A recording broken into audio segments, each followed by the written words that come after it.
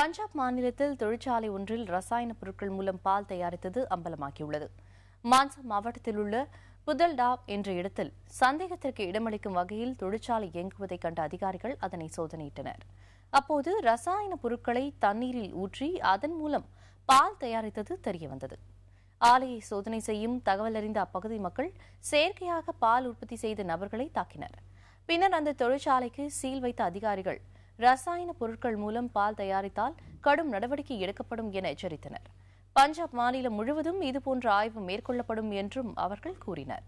பஞ்சாபின் மான்சா மாவட்டத்தில் செயற்கையான முறையில் பால் உற்பத்தி செய்வது அண்மை காலமாக அதிகரித்து வருகிறது.